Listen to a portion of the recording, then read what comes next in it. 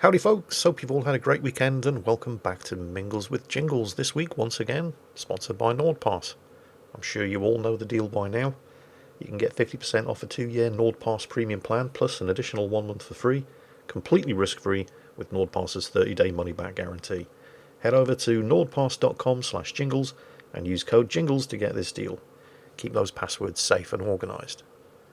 Speaking of passwords, So let's talk about password generation, because believe it or not, you don't actually need a password manager like Nordpass to come up with great, virtually unguessable passwords. You just need a little bit of imagination. So, for example, pick 3 random words. For example, airplane, winter, purple. That is now your password. Airplane, winter, purple. Nobody's going to guess it because you pick the 3 words at random, and it's quite distinctive, so it'd be relatively easy for you to remember it. Great. So why do you need a password manager like Nordpass? Well, that one password is very, very good. But if you use that one password for every single website and login that you have, anytime one of those websites gets breached, it's compromised every other website where you've used the same password. So now instead of having to come up with one very, very good 3-letter phrase to use as an unguessable password that's distinctive and easy for you to remember, you have to come up with 50 different ones. And you're never going to remember all of those. And that's where a password manager like Nordpass comes in. Because with Nordpass, you only have to remember one distinctive password, and that's your master password. And by the way, if Nord gets hacked, nobody's going to get your master password because it's encrypted at your end. And Nord takes care of all of the other unguessable passwords for you. All you have to remember is the first one. And that's the benefit of using a password manager. So, nordpass.com/jingles and use code JINGLES to get 50% off 2 years peace of mind with the Nordpass premium plan, plus an extra month for free. And of course, it's completely risk-free with Nordpass's 30-day money-back guarantee. Right then, moving on swiftly. It has become a little customary in the last couple of episodes of Mingles with Jingles for me to give you a quick update on the whole buying a house process. Unfortunately, there's nothing to tell you because now the lawyers are involved, so everything has crawled to a halt. That's just the way things go. As soon as lawyers get involved, everything has crawled to a halt. From here on in, I'm just waiting for the lawyers to call me in to sign something and then go home again and wait a few more weeks and then go back in and sign something else, and so on and so on and so on. Right, from here on in, it's all in the hands of the lawyers, and they are never in a hurry to get anything done. However, something very interesting happened yesterday. I received a check in the post. I haven't seen an actual check in about 30 years. But, you know, it's always welcome.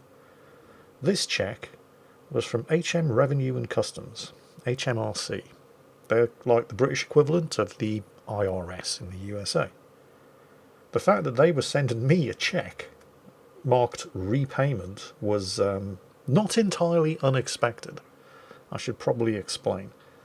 I am just crap with numbers, which is probably kind of alarming considering my job when I was in the Navy was to take care of the pay and administration of the ship's company. But in my defence, I'm kind of out of practice. And also, nothing that I did when I was in the Navy went through without being checked by somebody else. And it wasn't just because I was notoriously unreliable. In a standard surface unit like frigate or destroyer ship's office, you usually have 2 writers, 1 leading writer and a petty officer or chief writer.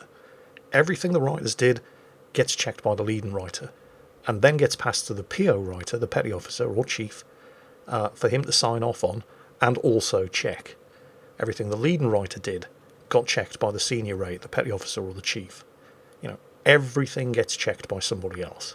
It's not that you're not trusted, it's just people are human and humans make mistakes. And if everything that you do gets double and triple checked, there's very little chance that a mistake is going to go through, which is kind of important when you're dealing with people's pay.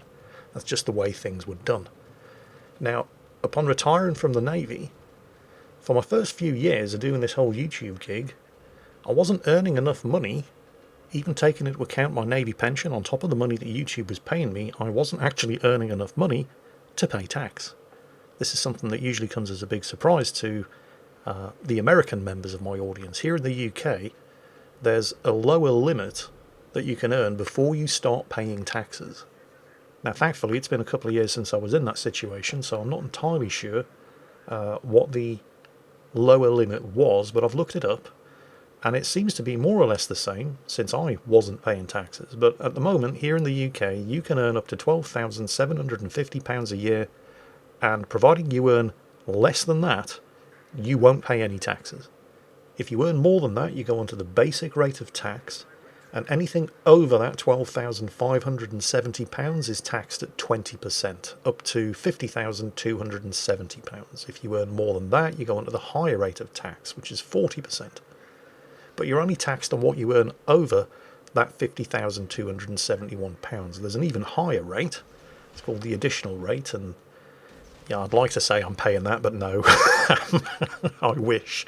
If you earn more than £150,000 in a year, anything over that 150,000 gets taxed at 45%, and that's the basic tax rates here in this country. Like I said, for my first couple of years after retiring from the Navy, even taking into account my Navy pension, I wasn't earning enough to pay taxes. After my first couple of years on YouTube, though, I eventually crept over that £12,571 per year limit and had to start paying taxes. Now, here's the thing. If you're an employee in this country, we have this thing called PAYE, or pay as you earn, which basically means that your taxes are taken care of out of your salary before you get it. It's all done by your employer. And that's great, because it means most people in this country who draw a salary and are paid by somebody else, they have an employer, they never fill out a tax return their entire working lives. It's all taken care of at the point of pay. However, as a YouTuber, I'm technically self-employed.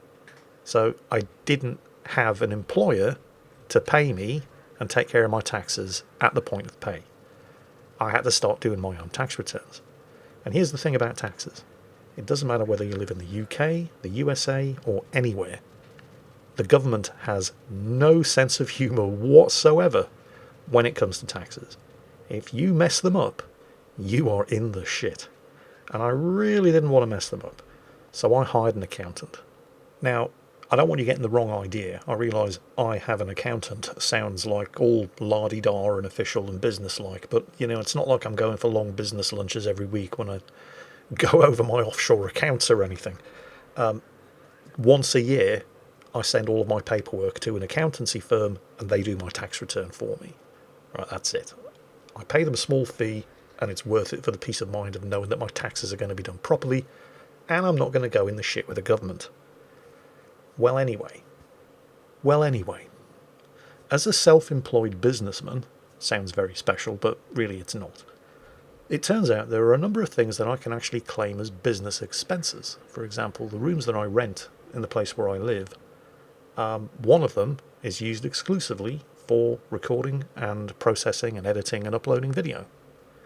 So, of the 3 rooms that I rent, I can actually claim a third of all the rent that I pay as a business expense. Also, every time I buy a new PC, because I need a PC to work, the cost of that PC is also a legitimate business expense. And last year, I had all kinds of problems with new PCs. I don't know if you remember, but the PC that I was using was getting a little bit long in the tooth. And because I knew I could basically write off the cost of a new PC as a business expense, I bought the best video rendering PC, within reason, that I could afford. And it lasted about a month before the cooler blew on it. And because it was under guarantee, with a return to base warranty, rather than trying, and probably failing, to fix it myself, I sent it back to the manufacturer. Unfortunately, this was kind of in the run-up to Christmas, and, you know, COVID lockdowns were happening. So they were estimating at least 2 weeks before they could get it fixed and sent back to me. And I couldn't afford to wait 2 weeks without a PC, because I need a PC for doing my job. So I was forced to go out and buy another emergency PC. And I made sure I got a good one. And it turned out it was just as well. It's actually the PC I'm using right now. I've been using it ever since. Because the broken brand new PC Took a little bit longer than 2 weeks for them to fix. It ended up sitting in a corner of their warehouse, completely forgotten, for 2.5 months. So it was just as well I went out and spent even more money on an emergency replacement PC. But the good thing was, both of those PCs, because I still have the one that got repaired, it's sitting right next to my desk, waiting to be used as a backup in case something happens to my other new PC. Because I never sold it, it's still, according to my accountant, a business asset. So both of those PCs can be written off against expenses. Now, you've probably heard that expression, or a variation on that expression, many, many times. Claim it back against your taxes. Write it off as a business expense. What that actually means, let's say you earn £40,000 a year. Here in the UK, because that's over the rate at which you don't pay tax, but it's under the rate at which you pay the higher rate, the 40% of tax, you would pay a flat 20% tax on that. Except you wouldn't, because £5,000, the price of those two new PCs, would be written off against tax as a business expense. It would reduce the amount of income on which you pay tax by £5,000. So instead of paying tax on earning £40,000, you'd only pay tax on earning £35,000. Yeah? And that's more or less the situation I was in. Because when I didn't do it, and that's why I have an accountant, but when the accountant did my latest tax return, they said I should get a rebate from HMRC, Her Majesty's Revenue and Customs, for around about £4,000 because of all the business expenses that I'd incurred. So this was great news, fantastic. I'm buying a house. I'm going to need every penny I can get my hands on. So when I got a letter from Her Majesty's Revenue and Customs with a cheque attached, I wasn't surprised until I saw how much it was for. Now, obviously, I'm not going to tell you exactly how much it was, but let's just say it was a much, much bigger number than what I was anticipating. Accountant told me it would be about 4,000, a little bit more than 4,000. Taxman said a lot more than 4,000. Now you might be sitting there thinking, well, hey, where's the downside? I'll tell you where the downside is. If I screw up my taxes, I'm in the shit. However, if the taxman screws up my taxes, I'm still in the shit. Ignorance is no excuse, because like I said, when it comes to your taxes, the government has absolutely no sense of humour. So, this is a very, very big number coming at a very, very useful time. Like I said, I'm buying a house. I need all the money I can get. I just want to make sure that all of this money is mine. Because if the taxman has screwed up, they don't care. I am still the one who will have to end up paying for it. So I'm going to get this checked and make sure that this is actually mine. I am not going to rush down to the bank and get this deposited into my account and then spend it all on furniture and home improvements that I may end up not actually being able to afford because I have to repay the majority of this tax rebate. So, yeah, fingers crossed, because this is a much bigger number than I was expecting. Oh, please let this be correct. I really feel like I could use some good luck for a change. Anyway, moving on. Those of you who are members of the Salt Mines Discord server, I realise it's been a while since I directly answered any of your questions here in Mingles with Jingles, but there have been a couple of very, very good questions posed in the last week or two, which I'm going to spend the rest of this video answering. Brent D15 wanted to know, Jingles, where does Akizuki sit when you're recording your videos? Well, the short answer is, wherever the hell she wants. She's a cat, right? I just pay the bills around here. This is her place. The slightly longer answer is, normally when you hear Akizuki piping up during the course of a video, she's right next to my seat, and she usually tries to get my attention by clawing at the seat handles. This is one of the reasons why I have fabric rather than leather furniture. The bizarre thing is that she's normally really, really quiet, but it's only when I start recording a video that she suddenly comes in and makes her presence known. And I think it's because most of the day, living alone with a couple of cats, I don't talk because there's nobody to talk to. But when I sit down and turn the microphone on in order to start doing a commentary on a video, she wants to know who I'm talking to, so she comes in and tries to, get involved in the conversation. It used to wind me up because, like I said, she'd be quiet all day, and then the second I started trying to get any actual work done, suddenly it's meow, meow, meow, meow, meow, meow, meow, and, it's impossible to tell a cat to shut up. Well, you can tell them, but they'll pay no attention to you. They're not like dogs in that respect. Dogs tend to do as they're told. Cats, yeah, not so much.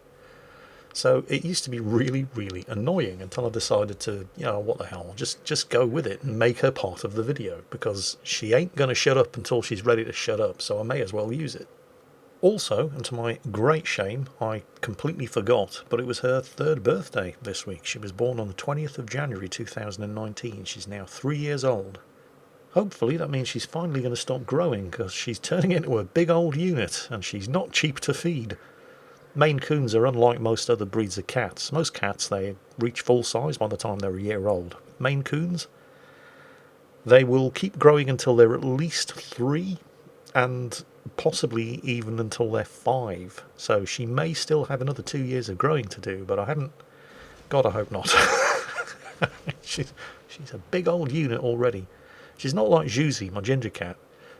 Juicy is the older of the 2 cats. She's going to be 11 this year, and she's starting to show her age. She's actually starting to suffer from arthritis. I've had to get her on medication regularly for that. But she's such a sweet, well-behaved cat. I mean, Juicy will actually do as she's told, something that's unheard of for Akizuki. For example, like when I'm going to bed at night and I switch the PC off, and wherever Juicy is, I'll just say, Juicy, we're going to go sleepies. And she will get up from wherever she was and whatever she was doing, and she'll follow me into the bedroom and snuggle up next to me in bed. If I'm working and I have to take a break or something, and then I come back to the PC and Juicy has made herself comfortable in my seat, all I have to do is clap my hands and she'll meow at me and get out of the chair. It's amazing. I've never known a cat like her, but she's just so sweet and well behaved. With Akizuki, you try to tell her to do something, she treats it more as a suggestion. She's much more like a cat. But I love them both. They're both great cats. The next question, well, it's not so much a question as an observation. This is from Sergeant Oddball. He says, Jingles, I finally got around to watching the newest Far Cry video. Oh, yeah, so he's referring to the free DLC for Far Cry 6, starring none other than Danny Trejo. He says, I agree that none of what Trejo did in the early part of his life qualifies him as a badass. So for those of you who didn't see the video and my commentary on it, or who don't know about Danny Trejo's early life, he was doing drugs and robbing convenience stores before he was even a teenager, and spent most of the first 25 years of his life in jail. And then after his last spell in prison, he realised he needed to get clean, gave up drugs and alcohol, started doing honest work while also working as a drugs counsellor for other people who'd been in the same situation that he'd been in, something that he continues to do to this day. And Sergeant Oddball went on to say, what qualifies him as a badass is the fact that he recognised that he needed to straighten himself out, and he did it. And now he spends his time helping people when he's not acting. That's what makes him a badass. I absolutely 100% agree. Danny Trejo is an amazing person who's led an amazing life, and despite, well, not starring, but certainly featuring in at least 200 movies and running 8 different restaurants in Los Angeles, he still finds time to help people who were in the same situation that he was in when he was messed up and on drugs and getting into violent crime as a young man. I think he's a great guy. I've got his cookbook now, Trejo's Tacos. It's fantastic. I thoroughly recommend it. And it's always pleasant whenever you see him pop up on TV unexpectedly, as happened in the Book of Boba Fett last week. I think the 3rd episode, where he turned up as a Rancor trainer, completely out of the blue, wasn't expecting it. And then I saw the end credits, and it was directed by Robert Rodriguez, and suddenly everything made sense. I'm not saying Robert Rodriguez is responsible for Danny Trejo's acting career, but he's definitely been responsible for casting him in some of the more iconic roles that have put him on the map. And it's not surprising whenever you see Danny Trejo pop up in something directed by Robert Rodriguez. The two of them are constantly working together. But it was really, really nice to see him in the Book of Boba Fett, and he didn't pop up in the 4th episode, but I'm hoping that we'll see more of him in future episodes. Oh, and that, by the way, also neatly answers a question that was posed on the Discord server by Pilot B, who wanted to know if I was as excited as he was to see Danny Trejo pop up in the 3rd episode of the Book of Boba Fett as the Rancor trainer. Absolutely, Pilot, yes, I was. Hopefully we'll see more of him in the future.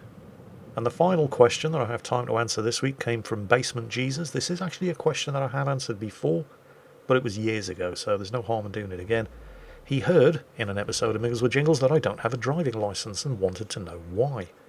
Well, a whole bunch of reasons, some of them even good reasons. I'm sure as many of you know, at the age of 19, in 1989, I joined the Royal Navy, and I stayed in the Royal Navy for the next 22 years, and it's difficult to take driving lessons when you're in the middle of the Atlantic Ocean. Obviously, this isn't the only reason. There are thousands of people in the Navy, and they all have driving licences, and I don't... Oh, here she is. It was only a matter of time. Hello, Akizuki. What's that? What's that? I'm not your real dad. You don't have to do what I tell you. Yeah, she's 3. That's a teenager in cat years. Now, no, you listen to me, young lady. I might not be your real dad, but as long as you live under my roof, you'll do as... What? Oh, you're going out, are you? That's her told. So, anyway, yeah, driving.